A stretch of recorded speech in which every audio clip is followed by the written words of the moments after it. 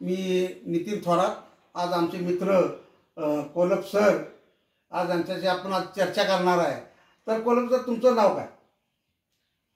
माझं नाव जितेंद्र रामचंद्र कोलप. गाव? माझं गाव आहे सांगली आणि मिरज यामध्येच माझं गाव इनाम. म्हणजे मूळ गाव तुमचं? मूळ गाव तेच आहे. हो. बरं. मग तुमचं शिक्षण वगैरे काय झालं? माझं शिक्षण झालेलं आहे BCom झालेलं आहे शिक्षण, JA कॉलेज ऑफ कॉमर्स या ठिकाणी. आणि त्याच्यानंतर मी ग्रंथपालचा डिप्लोमा केलेला आहे. बरं. तुम्ही सर्व्हिसचा वगैरे काय प्रयत्न करता? हो हो. मी 2004 साली एका म्हणजे राजर्षी शाहू शिक्षण संस्था या संस्थेमध्ये कार्यरत होतो. आणि 2022लाच मी स्वेच्छानिवृत्ती घेतलेली आहे. मग तुम्हाला समाजकार्यात काय आवड वगैरे काय आहे का? समाजकार्याची तर खूप आवड आहे. अगदी लहानपणापासूनच आम्हाला खऱ्या अर्थाला हे चळवळीचं बाळ पडून मिळालेलं आहे. सुरुवातीला मग पहिलं तुमच्यात कोण होतं का? असं काय आमच्या म्हणजे माझ्या खानदानात तर असं कोणी नव्हते, पण आमचे एक ज्येष्ठ चुलते म्हणजे माझे चुलते जे आहेत ते JD कोलप. तर ते आमच्यात सगळ्यात मोठे चुलते होते. त्यांना हे समाजकार्याची आवड होती, धार्मिक कार्याची आवड होती. आणि पूर्वीपासून ते भारतीय बौद्ध महासभेचे सभासद होते. आणि खूप त्यांना आवडायचं काम करायला. अगदी पत्रव्यवहार सुद्धा मी त्यांचा लहानपणी वाचलेला आहे. म्हणजे त्यांचा वाचा तुम्हाला भेटलेला आहे, त्या वाचावर तुम्ही आता चालता? अगदी बरोबर. बरं. तुम्ही परत आता दीक्षा वगैरे कुठे घेतलेली का?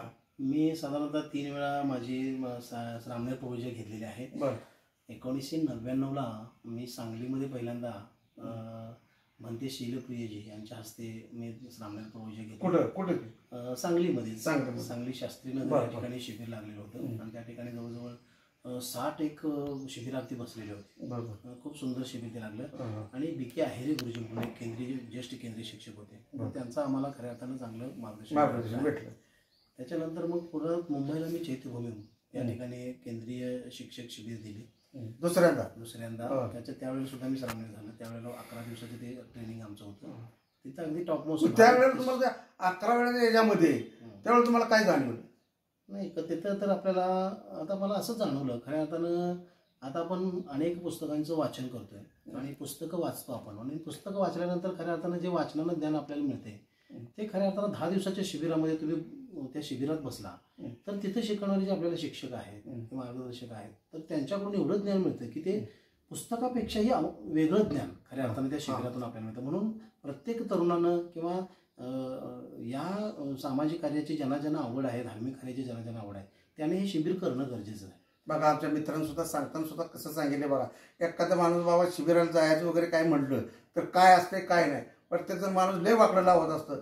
तरी सुद्धा आमच्या मित्रांनी सुद्धा बघा कशा पद्धतीने सांगत आहेत. तरी अजून सुद्धा आपण यांच्याकडून अनेक माहिती घेणार आहे. तर परत नंतर तिसरं शिबिर घेतलं का?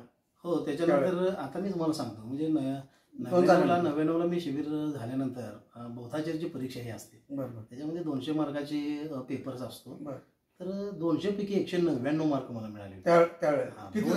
किती ग्रुप होता? तिथं 60 मुलं बसली होती. 60 मुलामध्ये 200 पैकी 199 मार्क मला मिळाले. आणि बौद्धाचार्य परीक्षेमध्ये मी प्रथम क्रमांकाने पास होतो. पहिला नंबर माझा आला होता. त्यावेळेला दैनिक सन्मान. त्यावेळेला तुम्हाला कसा आनंद वाटला? त्यावेळेला खूप आनंद झाला होता, कारण ज्ञान अवगत केलेलं होतं. ज्ञानार्जन जे होतं आपल्याला बौद्ध धर्माचा अभ्यासही होता. आणि प्रॅक्टिकली ज्ञान म्हणजे हे काय नसतं अशी बौद्धाचार्याची परीक्षा म्हणजे काय बौद्धाचार्य झालायच आणि त्याला डिग्री घेतल्याने तुझं हे केलंय असं नाही. त्याला प्रॅक्टिकली ज्ञान सुद्धा म्हणजे त्याचं सभाधारिष्ठ कसं आहे, त्याचं बोलण्याचं त्या बोलण्यामध्ये गोडवा कसा आहे, माधुर्य कसं आहे, स्पष्टोक्तीपणा त्याचा कसा आहे, आणि त्याला पाठांतर किती आहे. तर यावरती सगळे ते मार्क्स असतात.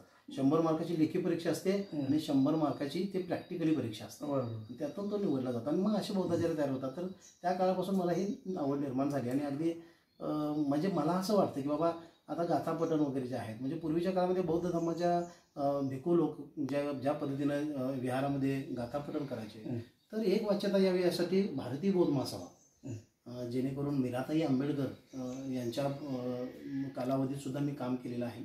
आणि आता भीमराव आंबेडकर साहेब हे आता सध्या कार्याध्यक्ष आहेत. तर संपूर्ण काश्मीरपासून कन्याकुमारीपर्यंत भारत देशभर आपला बौद्धाचार्य कुठेही गेला तर त्यांच्या तोंडातून एक वाच्यता आली पाहिजे. तिथला काश्मीरचा बौद्धाचार्य आणि कन्याकुमारीचा बौद्धाचार्य या दोघांना जर एका वेळेला उभा केलं तर दोघांच्याही वाणीतून खऱ्या अर्थानं तीच शब्द आले चाल आले पाहिजे, चाल आले पाहिजे. मग असं आता आहे का? हो आहे. म्हणजे आपल्या भारतीय बौद्ध महासभेचे जेवढे बौद्ध, कारण आता बघितल्यानंतर आता कुठे बौद्धाचार्य येतात किंवा लग्न किंवा प्रोग्राम एखादा असतो म्हणून तर बराचसा बदल दिसतोय तुमच्यामध्ये. मला काय म्हणायचं माहिती आहे का, आता आपण कोणाला मानतो, आपण प्रणित कोणाला मानतो की बाबा बाबासाहेब आंबेडकरांनी जी संस्था स्थापन केलेली आहे बुद्धिस्ट सोसायटी ऑफ इंडिया, खऱ्या अर्थाने ही आपली मातृसंस्था आहे. हो बरोबर. आणि ह्या मातृसंस्थेला आपण खऱ्या अर्थानं फॉर झालो पाहिजे आणि ह्या मातृसंस्थेच्या अधीन राहूनच आपण खऱ्या अर्थानं तिथं काम केलं पाहिजे आणि तिथं शिबिरं सुद्धा त्यांची घेतली पाहिजे. आपण काय करतो, छोट्या मोठ्या संघटना काढतो, त्यांच्या वतीनं आपण शिबिर लावतो, मग ह्या संघटनेचं लावलेलं आहे, त्या संघटनेचं लावलेलं आहे, मग तिथं त्यांना ट्रेनिंग देण्याची पद्धत वेगळी होती आणि मग आभास निर्माण का होतो, तर अजेंडा भारतीय बौद्ध महासभेचे जे तयार झालेले आहेत त्यांची चाल एक वेगळी लागणार आणि बाकीच्या संघटनेमधून जे तयार झालेले आहेत तर ते तसं दिसून येतं. मग दिसून आल्यानंतर मग बाहेरच्या लोकांचं सुद्धा मग मतं जरा वेगळी होती. मग याला काय करायचं, मग याला कारणीभूत कोण आहे? मग आता काय होतं सांगताय का तुम्हाला, आता भारतीय बौद्ध महासभा ही तर आपली शिखर संस्था आहे, मातृसंस्था आहे, बाबासाहेबांनी स्थापन केलेली संस्था आहे. तुम्ही त्या संस्थेला मांडलं तर एक चांगल्या पद्धतीने एक वाक्यता निर्माण होईल. आणि जर त्या संस्थेच्या विरोधातच तुम्ही काम करत राहिला तर विरोधात करणं त्याला काय बंधन वगैरे नाही का? बंधन आहेतच ना. पण आता बघा, धम्माचं काम होतंय, त्या धम्माच्या कामाला आम्हाला काम करायचं आहे, आम्हाला पुढे जायचं आहे, तर त्याला आपण अडवू शकत नाही ना. अडवू शकत जे तुमचं जे हे आहे ढाचा जो आहे तो आहे का बरोबर तुमचा? म्हणजे भारतीय बौद्ध महासभेचं असं सगळ्या लोकांचं दिसत नाही. आपल्या संस्थेचं जे आहे ना, तर त्याला एक बायलॉज म्हणतो आपण त्याला. म्हणजे आदरणीय आमचे S.K. भंडारे साहेब ज्या वेळेला या ह्याचे महासचिव होते त्यावेळेला त्यांनी एक पुस्तकच छापले, म्हणजे या संस्थेची कार्यप्रणाली काय असावी. बरोबर. म्हणजे त्या चाकोरीच्या बाहेर आपण जायचंच नाही. बरोबर. चाकोरीबद्दलच तो कार्यक्रम असला पाहिजे. नाहीतर कोणीही आलाय, कुठेही चाललाय, काय नाही, प्रत्येकाला आचारसंहिता आहे. जसं बुद्ध काळामध्ये भिक्खूंना जसे विनयाचं हे होतं, आचारसंहिता होती, तर तशी आता सुद्धा आपल्या संस्थेमध्ये काम करणारा, मग तो पदाधिकारी असेल, संस्थेचा पदाधिकारी असेल, बौद्धाचार्य असेल, समता सैनिक दल असेल किंवा महिला विभाग असेल, तर या प्रत्येकाला ती चाकोरी ठरलेली आहे आणि आचारसंहिता ठरलेली आहे.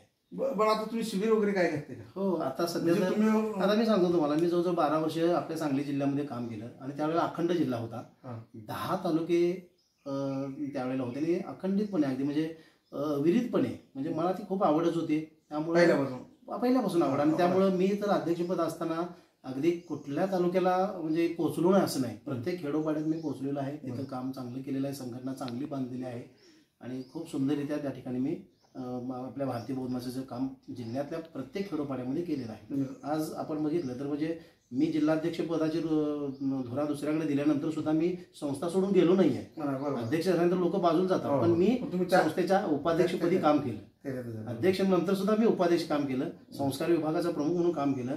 अगदी कोरोनाच्या कालावधीमध्ये सुद्धा जवळजवळ 52 प्रवचनाची मालिका मी त्या ठिकाणी, तर ती त्या ठिकाणी भारत देशामध्ये सांगली जिल्ह्याचं नाव आलं की ही अखंडितपणे प्रवचन मालिका लागली, ती संस्कार विभागाचा मी प्रमुख असताना केली. त्याच्यानंतर मला थोडं हे वाटू लागलं म्हणून मी पुन्हा समता सैनिक दल घेतलं आणि संरक्षण विभागाचं पद मी उपाध्यक्षपद घेतलं. आणि मग माझ्या कालावधीमध्ये आता सध्या मी समता सैनिक दलाचा सिनियर डिव्हिजनल ऑफिसर म्हणून काम करतोय आणि समता सैनिक दलाचा उपाध्यक्ष म्हणून या सांगली जिल्ह्याचा समता सैनिक दलाचा प्रमुख म्हणून काम करतोय. जवळजवळ वर्षभराचे शिबिर माझे ठरलेले असतात. 80 ते 100 अशी मुला मुलींची, आता महिला विभाग वेगळा झालाय, पण आता पूर्वी आम्ही ते करत होतो, पण आता मुलांची शिबिर आम्ही टार्गेट ठेवलेले आणि त्या पद्धतीने शिबिर लावत आहोत. वेगवेगळं करायला लागलं. मग आता तुम्ही जे आता बौद्धाचार्य आता संख्या कमी दिसायला लागली, मग आता नवीन मध्ये म्हणजे 5-10 वर्षामध्ये नवीन कोणच दिसत नाही, मग असं कुठं आपण मागं पडतोय असं काय वाटतं का तुम्हाला? हा, आता कसं असतं, कारण आता तुम्ही शिबिर वगैरे घेता, आता प्रत्येकाच्या आवडीचा प्रश्न असतो. आता काही लोकांना काय वाटत असते किंवा नवीन आता चेहरा काय आता शिबिर लावले तिथं, आणि शिबिरात म्हणतो ना आपण ते बाबा चला आपल्याला सांगितले ना जाऊया त्या शिबिरात, तर अशी जाणारी पण असतात ज्यांना खऱ्या अर्थानं त्यातच काहीतरी आपल्याला करायचं आहे, नाव करायचं आहे आपल्याला, आणि ते आपल्याला आवड आहे आणि हे प्रचार प्रसाराचं काम आहे, तर ते आपल्याला पुढे न्यायचं आहे. तर अशी सुद्धा काही लोक असतात. मग ती अशी लोक थोडकीच असतात, पण नुसतंच बाबा शिबिर केलं असं म्हणणारे लोक जास्त असतात. आणि मग ज्यांना बाबा ते काम करायचं आहे ते काय संस्थेशी नाळ बांधूनच राहतात आणि ते संस्थेचं काम पुढे नेतात. पण ज्यांना ठीक आहे, आता आपण सगळं सांगत असतो, त्यांना ट्रेनिंग देत असतो, त्यांना शिकवत असतो आणि या संस्थेचं काम करण्यासाठी बाबा त्यांना आचरण सुद्धा आपण करत असतो. पण जर ते येतच नसतील आणि काम करत नसतील तर त्यांना शेवटी त्यांच्या मनाने त्यांनी स्वीकारलं पाहिजे. बरं, असा एखादा उत्सुक होणार असेल किंवा येणार असेल तर तुम्ही त्यांना मार्गदर्शन काय करायचं? आम्ही मार्गदर्शन बघा, ज्याला आवड आहे त्याला तिथपर्यंत पोहोचतो. आणि जिथं जिथं जाऊन जिथे जिथे आमचे प्रवचन असतील, आता भारतीय बौद्ध महासभेचं वर्षावार्षिक प्रवचन मालिका असते, तर त्या 3 महिन्यात तर आम्ही खेडोपाड्यात पोहोचत असतो. एरवी मग आमची पौर्णिमेला वगैरे प्रवचन असतात, त्यावेळेला सुद्धा आम्ही आव्हान करत असतो. सभासद मोहीम असते, सभासद मोहीम आम्ही राबवत असतो. आणि मग जे खऱ्या अर्थानं जे स्वेच्छेनं निर्माण करणारं जे आहेत म्हणजे बौद्धाचार्य आहेत, तर ते करत असतात.